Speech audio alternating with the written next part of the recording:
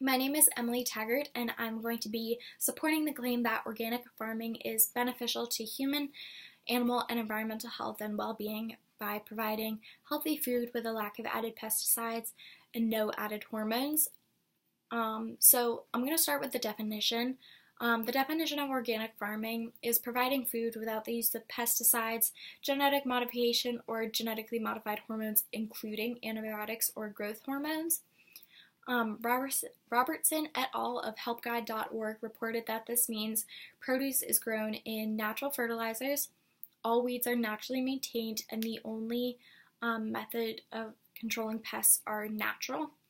As for meat, dairy, and eggs, all animals are fed an organic diet with no added hormones or any genetic modification.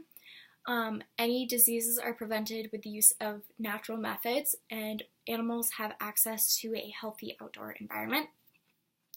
So why are people choosing organic?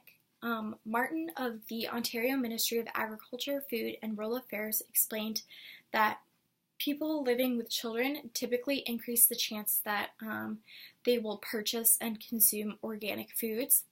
The Organic Trade Association did a survey which confirms that the main motive for purchasing organic is health motivation, with animal welfare and environmental studies following close behind. Brandstetter et al. Found in the annual review of public health that typically people who do purchase organic don't fall into one singular category. However, people who have a higher education, income, lower body mass index, are more physically active and maintain a healthier lifestyle are much more likely to purchase organic foods. However, this is slightly swayed a little bit in society today, whereas veganism and vegetarianism are on the rise. So why is organic food different? Robertson et al. State that with the added pesticides and preservatives of regular commercially grown food, that organic food is typically fresher and contain fewer to none chemicals. So they also explained how the pesticides that are used are not environmentally or neighborhood friendly. Typically they ruin the soil, waste water, as well as harm humans and animals in the surrounding area from where they're placed.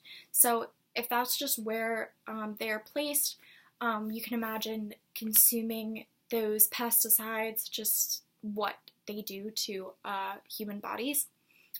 Brandstetter et al. Found that the production system of commercially grown food affects the chemical composition of both plant and animal products. So organic fruits and veggies were typically higher in vitamin and mineral composition and lower in pesticide residue and toxin residue. Organic meat and dairy, on the other hand, were found to have higher composition of beneficial fatty acids and a lower chance of exposure to microorganisms, including harmful antibiotic-resistant bacteria. So also why people choose why organic is different is organically grown food contains less preservatives, making it a shorter shelf life. That being said, organic food is typically grown locally and can also bring benefit to the economy. So the results on human health, all of my sources pretty much agreed upon the same things. So children who eat organic foods typically have a lower chance of having allergies. Males who eat at least 25% of organic food had higher sperm quality and density, and people who eat organic food have a significant reduction of cardiovascular disease risk factors.